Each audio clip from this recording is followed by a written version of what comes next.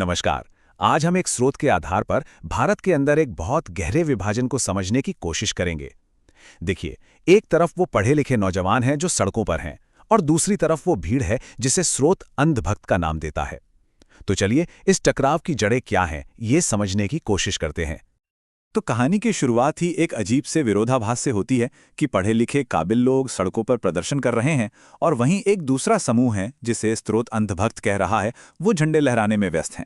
ये एक तस्वीर ही अपने आप में एक बहुत बड़े सामाजिक तनाव की तरफ इशारा करती है और आज हम इसी को समझने वाले हैं। तो चलिए सबसे पहले बात करते हैं इस विभाजन के एक पक्ष की, यानी पढ़े लिखे नौजवानों की। देखते हैं कि स्रोत इनकी असलियत के बारे में क्या बताता है। स्रोत के मुताबिक पढ़े लिखे युवाओं की सबसे बड़ी और कड़वी सच्चाई यही है, हाथ में डिग्री तो है पर जेब खाली है। मतलब काबिलियत और पढ़ाई लिखाई होने के बावजूद उन्हें वो रोजगार नहीं मिल रहा जिसके वो हकदार हैं। और ऐसा हो क्यों रहा है? देखिए, स्रोत इसके पीछे कुछ बहुत ही ठोस वजहें गिनाता है, जैसे कि सरकारी भर्तियां हैं जो रुकी पड़ी हैं, जो इम्तिहान होते भी हैं वो या तो बार बार कैंसिल हो जाते हैं या फिर उनके पेपर लीक हो जाते हैं। और इन सब के ऊपर से महंगाई की मार अलग है। पेट्रोल, गैस, खाने पीने की चीजें, सब कुछ महंगा होता जा रहा है। तो फिर इन सब चीजों का नतीजा क्या निकलता है? स्रोत के मुताबिक नतीजा है अंडर एम्प्लॉयमेंट। ये एक ऐसी हालत है जहां बहुत पढ़े लिखे लोग, अच्छी खासी डिग्री वाले लोग डिलीवरी बॉय या चाय बेचने जैसे काम करने को मजबूर हैं। यानी उनकी सारी पढ़ाई, सारी काबिलियत एक तरह से बेकार जा रही है। अच्छा, तो ये तो हुई एक तरफ की कहानी। अब सिक्के का दूसरा पहलू देखते हैं। चलिए बात करते हैं उस दूसरे समूह की जिसे स्रोत ने अंधभक्त का नाम दिया है। और हाँ, ये याद रखना जरूरी है कि ये पूरी तरह से स्रोत का नजरिया है कि वो इस समूह को कैसे देखते हैं। तो ये अंधभक्ति है क्या?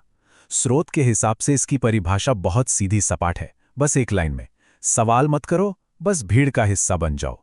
मतलब जो सब कर रहे हैं वही करो, अपना तर्क या सवाल मत रखो। स्रोत बताता है कि इस समूह की प्राथमिकताएं बिल्कुल अलग हैं। इनका ध्यान देश के असल मुद्दों जैसे बेरोजगारी या भ्रष्टाचार पर नहीं, बल्कि धर्म या किसी खास पार्टी की पहचान पर ज्यादा होता है। किसी भी हालत में अपने नेता का बचाव करना, और अगर कोई अलग राय रखे तो उसे सीधा राष्ट्र विरोधी का ठप्पा लगा देना। तो अब आता है सबसे दिलचस्प हिस्सा। क्या होता है जब ये दो बिल्कुल अलग सोच वाली दुनियाएं आमने सामने आती हैं? एक तरफ तर्क है, सवाल है, और दूसरी तरफ है भीड़।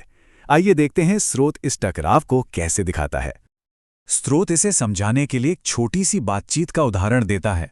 मान लीजिए पढ़ा लिखा नौजवान पूछता है, सरकार नौकरियां क्यों नहीं दे रही है? तो जवाब क्या आता है? अरे पहले से तो बेहतर है। फिर सवाल उठता है, ठीक है, पर पढ़ाई और इलाज का बजट क्यों कम हो रहा है? तो जवाब आता है, देखो नेताजी ने मंदिर तो बनवा दिया ना, बस काफी है। ये जो बातचीत है, ये इन दोनों के बीच की गहरी खाई को साफ साफ दिखा देती है। तो फिर इस टकराव का आखिर में होता क्या है? स्रोत कहता है कि इसका नतीजा बहुत खतरनाक है। ब्रेन ड्रेन होता है। मतलब जो होशियार लोग हैं वो देश छोड़कर चले जाते हैं, देश का टैलेंट बर्बाद होता है, और समाज में पीछे क्या रह जाता है? सिर्फ खोखले नारे और एक दूसरे के लिए नफरत। तो अब हम इस पूरे विश्लेषण के आखिर में पहुंचते हैं, और यहां स्रोत भविष्य को लेकर कुछ बहुत ही चुभने वाले सीधे सवाल हमारे सामने रखता है।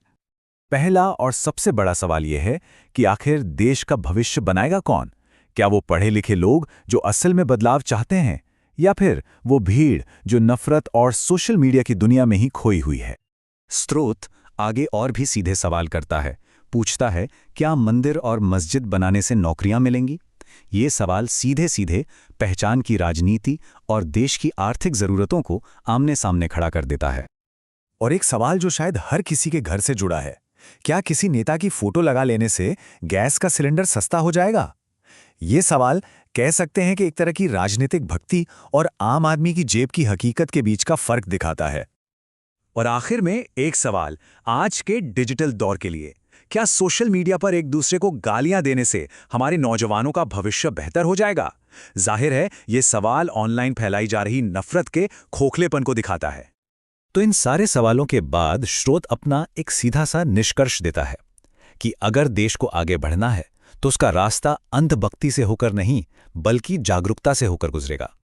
और आखिर में स्रोत ये पूरा मामला एक आखिरी सवाल पर लाकर छोड़ देता है कि एक देश के तौर पर चुनना क्या है, शिक्षा और तर्क का रास्ता या फिर अंधभक्ति का?